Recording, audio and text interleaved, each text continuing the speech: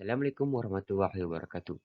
My name is Muhammad Lemah Kim bin Wakbal with student ID of 25534, final year student of Petroleum Geoscience in University Technology Petronas Tronopet.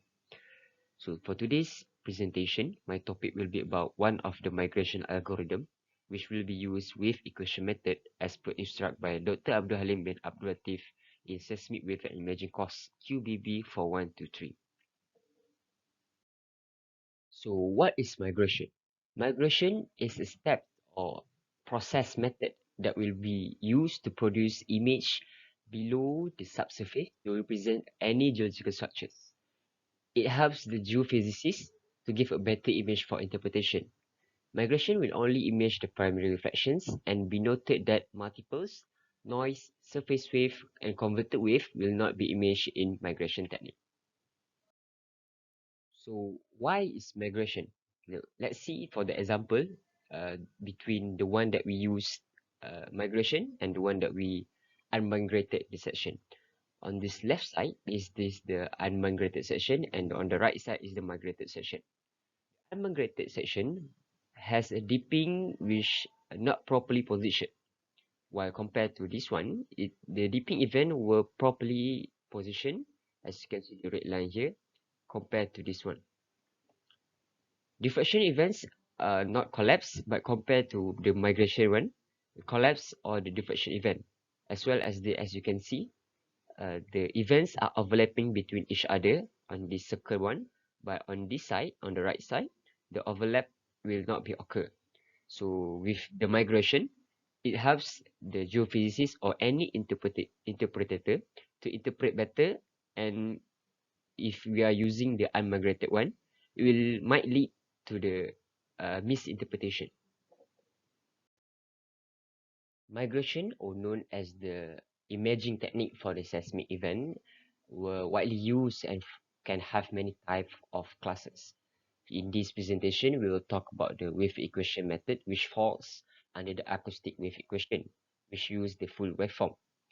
There are many types of migration algorithm here today. So for example, we have the wave equation method, as I will be explained further in this presentation. The one-way depth or two-way time, Kirchhoff migration, reverse time migration, least square method, and Gray migration. So how do we choose all these? Which one that we're going to use for the migration algorithm? The first one will be we will see the geological complexity. The more complex seismic will require more accurate migration algorithm. And then we'll be see and check about the cost and time requirement for the any geophysicists to interpret and process the migration. Let's go straight into our main topic for today, which is the wave equation method. Wave equation method can be subdivided into two methods, which are one-way wave equation migration depth and two-way wave equation migration time. So one-way wave equation migration depth use green function. As you can see, this one is the model that been constructed with the constant density and z as the marching direction. It used based on the imaging principle, as the forward will be used the upgoing one-way operator and the backward will use the downgoing one-way operator. Model and Pelsic 2004 been discussed as one-way is more superior to the ray-based migration in multi-parting cross, for example, around the subbodies. These classes or this method is less cost compared to two-way in 3D, but will have the approximately similar cost in 2D. Mulder and Plexis also have been discussed that one-way wave equation migration depth is enough to be used if there is no steep dipping reflectors under the subsurface. So the other subclasses of wave equation migration is two-way wave equation migration time. They also use green function just like the one-way equation, but compared to one-way, it is more accurate in the complex media as per se by Mulder and Plexis in 2004. Derived by minimize this square error into the iterative migration will be give more focused image. Two-way is superior in steeper dips reflectors compared to one-way, But sometimes by using two-way wave equation migration time, it will produce diving wave, which result in artifacts with low frequency. As you can see in the image below, the red one, the V shape is produced is a diving wave, which produce the artifacts, which we are not interested uh, in this. So we're going to use the iterative migration to improve the amplitude preserved migration to reduce the artifacts. So as I mentioned just now, two-way migration is more superior compared to the one-way migration at a steep dipping area. So presented by Mulder and Praxis, as you can see on the left side, the seismic section were dipping at a 40-degree angle. So both of the method migration can be produce a reasonable and acceptable image. But at the steeper dipping section, which is dipping at 60 degree on the center part, one-way migration is still give a reasonable acceptable sensibilization, but compared to wave migration, it gives a better and high amplitude compared to the one-way migration. At more steep dipping area, which is on the right side, is dipping at 80 degree. As you can see, the upper one-way migration section breakdowns compared to the two-way migration at the below. It still give a acceptable and reasonable sensibilization, but it still undergoes the illumination problem. So hence, two-way migration is clearly shown that it is superior compared to the one-way migration at steep dipping area. As I mentioned just now about the two-way wave equation, the disadvantage of using two-way wave equation is the occurrence of diving wave, which results in the artifacts. So, iterative migration will be used to reduce the artifact amplitude and improve, as well as focusing more on the reflectors. But by using this iterative migration, it will cost a little bit higher than usual. As you can see for the example by Malta and Plat 6 in 2004, the left side is uh, the seismic section that use the one-way migration, and the center part is use two-way migration, but the occurrence of the diving wave, which results in the artifacts are shown, and then we are applying the iterative migration on the right side to improve the artifacts amplitude, as well as the improve and focus more on the reflectors. As you can see, compared to the right one on the left one, the one-way migration and the iterative migration, the reflectors are more focused and give a better image for the geophysicists to interpret better. As mentioned just now, the disadvantage of using two-way wave equation migration is the occurrence of diving wave, which result in the artifacts by the Mulder and Plexis.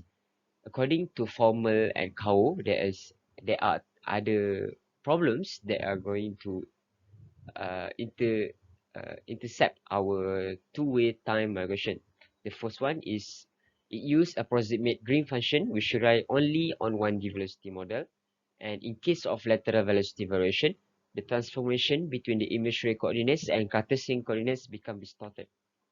The occurrence of diving wave, which I mentioned just now, is the problems that been explained by the Mulder and Praxis. Along with the problem that mentioned just now, Formel and Kao in 2021 proposed a new workflow for a two-way time migration. It starts with a time migration velocity analysis, which we can use the wave interpolation in the image velocity space. We can use scanning sets of velocity, or we can estimate directly from the preset data. Second, use the Dix conversion to convert RMS velocity into the Dix velocity. Next, apply wave equation time migration with any available imaging migration technique or algorithm. Next, convert the conversion from time to depth, which convert the Dix velocity, XO and TO, into the depth velocity. Lastly, build a velocity model building that equipped with estimated seismic velocity in the Cartesian coordinate to avoid any distorted seismic line. To verify the effectiveness of the proposed workflow by Formel and Kao in 2021, we are going to use the dataset of the Gulf of Mexico. The first step, which time migration velocity analysis, as you can see, is applied on the left side in the center picture, and then this conversion, uh, this velocity conversion in the bottom part, and then apply wave equation time migration. As you can see, the difference between the Kirchhoff at the top part and the wave equation time migration shown that wave equation time migration is improved and better in delineation the fault compared to the Kirchhoff migration. And then conversion the time to depth, and lastly build velocity model which verify the effectiveness of this proposed approach. With the example shown just now, we can delineate the difference between the one-way depth wave equation migration and two-way time uh, wave equation migration. One way is favorable because it costs less compared to two way in 3 dimension, but in 2 dimension, the cost between the one way and two way is quite similar. In a complex area, two way is much superior and favorable to be used, as well as the steep dipping factors compared to the one way, because two way will give more accurate image and clearer, as well as preserve the amplitude of the dipping compared to the one way. In terms of there is no multi-parting cross in the SEISMIC section, one way is sufficient to use for the migration technique. And both of these wave equation migration use Green function. So as a conclusion in my presentation, migration technique is used by geophysicists and any interpreter to image any geological surface structures. So how do we choose an migration algorithm? The first one will be used based on the complexity of the subsurface, as the more complex subsurface requires more accurate algorithm, and as well choose the migration technique based on the best cost-effective algorithm. So if, for instance, if you are using the one-wave equation method for the steep dipping reflector, use two-way time migration instead of one-way depth migration, as two-way time will give more accurate image. With this, I end my presentation with many thanks to all the listeners for lending your ears for the short presentation as title of wave equation method, which falls under the migration, one of the migration techniques. Then not forget to mention to many thanks to Dr. Abdul Halim for teaching and giving his best opinion and being a very helpful in seismic wave and imaging courses.